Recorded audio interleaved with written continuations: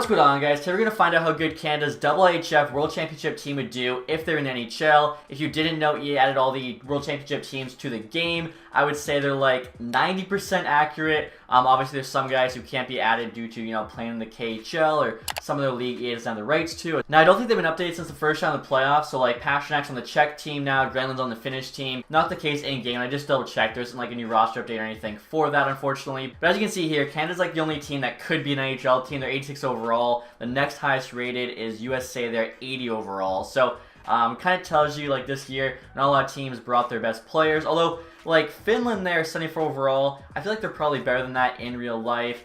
Even a team like Switzerland's playing really well right now, only a 73 overall. A lot of times, players outside the NHL, EA kind of rates a bit too lowly, which I think, we're seeing in this tournament, because Canada being 86 should be dominating, and they just lost to Switzerland a couple days ago, so shows you that's not the case. Now we're going to get into the franchise mode next here, guys, and I wanted to sub out either the Devils or the Senators, as I believe Team Canada has 3 players from each, but I think I'm going to go with Ottawa here because they are lower rated. Also, we have their best player on our team in Chabot, one of their best players in Batherson. Our third player is Holden, who's just like a depth defenseman, but still. And now, unfortunately, you can't just sub the IIHF team into franchise. I had to make a custom team. You guys can see this, my third Canada team. I think Bright Red was the World Juniors, the Dark Red was Tim Hortons, I want to say, and the IIHF team here is the white one. So, top players, Barzal, Chabot, as I mentioned, Dubois, Arena there, Helsinki, Ice Hall. So, looking at our division, we're higher rated than Buffalo and Detroit, tied with Montreal. So maybe we're fighting for a wild card spot. Over in the Metro, we're higher rated than Columbus and Philly.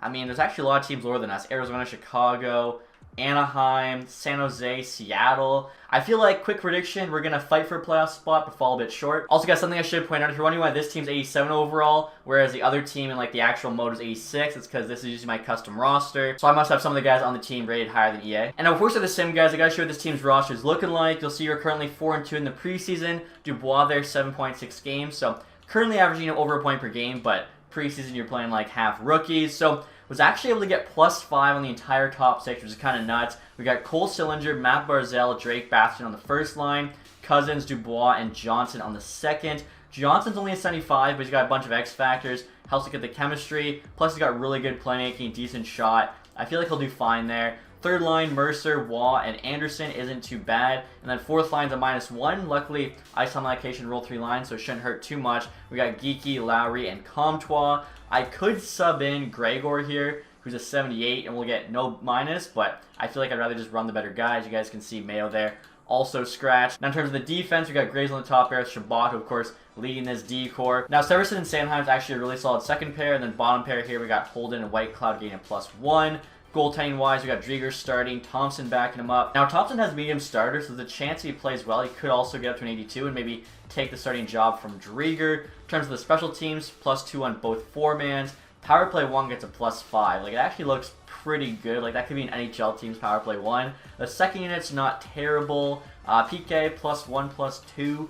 3-man, there's 2 zeros. I got Barzal in the second, just to give us some speed and also have our best player out there. Speaking of, I'm wondering, Anderson's got an X. We just throw Barzal out there again, like our best forward. Yeah, 2 +2s. Okay, that's perfect. He's got the speed. He might get a little bit tired. We're definitely relying on him heavily, but hopefully he can help, lead this team to the playoffs. Now, showing you guys the rest of the ratings here, you can see we got 88 offense, 90 defense, 82 goaltending. You can also see the makeshift jerseys I made there. Right there's the away, the home, and the alternate. Of course, doing my best to make them like the real ones. It really does suck. You can't just import the actual team and have the real jersey, so we had to make do, but we'll see how this team does. Again, I'm expecting them to push for a playoff spot, but probably fall short. As for the deadline here, guys, the record just under 500, 28, 29, and 6. We'll see here who's our leading scorer. It is Barzal, almost a point per game. We've got 62, so we're 15 points back of the wild card, at least in the Atlantic. Capitals only have 70, so we're 8 points back. That's 4 wins with about 20 games left. There is a chance if we go crazy we could make it, but probably not going to happen. And another season here, guys, the record of 36, 38, and 8. So the team finished below 500, of course, not making the playoffs. Final wildcard spot there was the Flyers at 92. We had 80, so 12 points back or 6 wins. Barzal just under point per game, 81 and 82. Let's see who got last place. Looks like the Ducks there with 61 points. See how everyone else did on this team. Barzal actually went up in rating. Cousins, Batherson, both 58s, almost 60. Chabot 55, solid for D-Man, Sillinger 49, Dubois 49, Johnson, 45, was actually plus minus a 0. I think he went up in rating by 1 there. Mercer, only 33. I guess, you know, third liner. Third line was kind of bad. Minus 28, minus 26. Severson even minus 19. Looks like that third line was getting killed for some reason. Goaltending-wise, so Drieger got most of the starts, .905. Thompson, though, .915 and 2.7. Unfortunately, did not go up in rating. Take a look here and see who led the entire league in scoring. Probably McDavid. Marchand, 112. Eichel behind him. Eichel always sims so well on Vegas with, like, Pacioretty, Stone on his wings. Kane, Bergeron, Pastrnak, the entire Bruins line. Connor there, DeBrincat, Aho, Stammer. Oh, wow, McDavid. Nowhere to be seen. Voracek's finishing higher than him. As you guys can see here, McDavid put up 75 points. That's why I'm not so sure about like the medium scoring, high shot frequency, because McDavid needs to be doing better than that. Defensively though, McCarr, 81 points with a plus 17. So, unless they give it to McAvoy at a plus 50, McCarr should be winning the Norris. Goaltending wise, most wins there, Vasilevsky. Best save percentage, also Vasilevsky for a starter. Lowest goals against. Schneider, the 3 games he played went off, but yeah, it looks like Vasilevsky winning the Vezina. And in regards to rookie skaters, Michael Bunting, most points, just like real life. Matthew Boldy, if he played the whole year, could have been definitely higher. Kolkov, who also played the whole year under St. Louis, could have been higher. Raymond Zegras, okay, so not too bad. Our Sillinger there, 49. Actually did worse than the Columbus Sillinger, what the heck. And look at the entire league. Bruins won the President's Trophy, obviously, led by that top line. Oh my goodness, Edmonton made the playoffs with 86 points in the West. That's crazy. So we had 80, even if we, you know, subbed out Arizona, we still missed, but 6 points back of a playoff team. Goals 4, we're not at the top. We actually are pretty close to the bottom there. We're like the 7th worst team or something. Goals 4, goals against, we weren't the best. Nor were we the worst. Okay, so yeah, like a pretty average team, kind of what we expected. Now the results just came in, guys. Vancouver here picking first overall, so they'll be getting Shane Wright instead of Montreal. Washington Capitals won the Stanley Cup, so that's kind of nuts. Obviously, lost to Florida there in real life. Take a quick look at the playoff tree, see who they went through.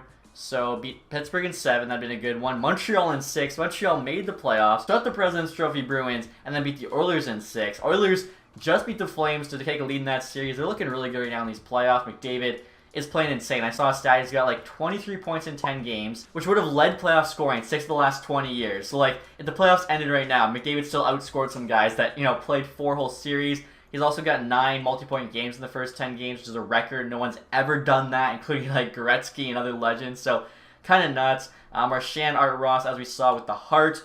McAvoy got the James Norris at plus 50. Bergeron, Lady Bang, Boston's cleaning up. Bunting, Calder. I swear if he wins over Sider, I'm going to freak out. Backstrom, Conn Smythe. Vasilevsky did win the Vezina, also with the William Jennings Trophy. Edmonton, Bill Masterton, interesting because they made the playoffs. Usually it's a play on like one of the bad teams. LA coach Jack Adams, Couturier, Selke, Marchand, Ted Lindsay, and Maurice Richard. Wow, so what a year for Brad Marchand. Now, before we end the video, guys, just for fun, I wanted to do a quick sim of the actual IIHF mode. Obviously, the tournament's still going on. I'm curious to see like who EA has winning the whole thing. A few moments later. And now check this out, guys. I just simmed up to the gold medal game, and look what EA gave us. Canada versus USA. So the final 8 teams, you had Swiss versus Czech. Czech won. USA versus Denmark. USA won that. Sweden versus Germany. Sweden moving on. Canada versus Finland. Canada moves on. USA then smacked Sweden 5-1.